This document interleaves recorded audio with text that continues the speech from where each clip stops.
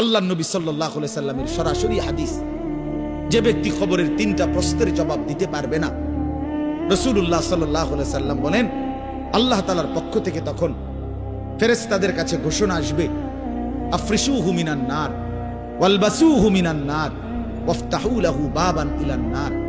আমার এই নাফরমান বান্দার কবরে জাহান্নামের বিছানা বিছিয়ে দাও, জাহান্নামের পোশাক পরিয়ে দাও, আর জাহান্নাম বরাবর তার জন্য কবর থেকে দরজা খুলে দাও। ফেরেশতারা যখন এই কার্যক্রমটা শেষ করবে, প্রথম জাহান্নামের বিছানা বিছায় দিছে, পোশাক পরায় দিছে, জাহান্নাম বরাবর দরজা খুলে দিছে, আল্লাহর নবী সাল্লাল্লাহু আলাইহি ওয়াসাল্লাম বলেন একজন ফেরেশতা এসে তখন ফায়ুদরাবু লাহু বিমিতরাকাতিম মিন হাদিদিন, নবীজি সাল্লাল্লাহু আলাইহি সাল্লাম বলেন তখন একটা লোহার হাতুড়ি, লোহার গুর্জ, লোহার হাতুড়ি দিয়ে একজন ফেরেশতা তাকে একটা আঘাত করবে।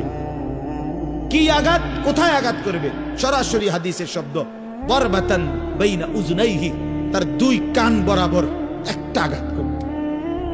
রাসূলুল্লাহ সাল্লাল্লাহু আলাইহি সাল্লাম বলেন ফায়াসিহু সাইহাতান, ওই নাফরমান তখন এত জোরে চিৎকার করবে, ইয়াসমাউহা মান ইয়ালিহি ইল্লা সাকালাইন, মানুষ এবং জিন ব্যতীত আল্লাহর সমস্ত সৃষ্টি ওই বেঈমানের চিৎকার শুনতে পাবে। কবরের আযাব।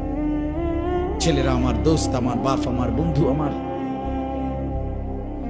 আপনি হাসলেও কবরে যাইতে হবে, কাঁদলেও কবরে যাইতে হবে।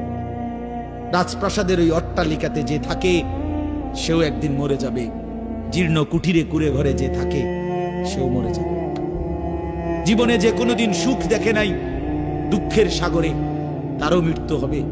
জীবনে যে কোনোদিন দুঃখ দেখে নাই, সুখের সাগরে ভাসছিল, তারও মৃত্যু।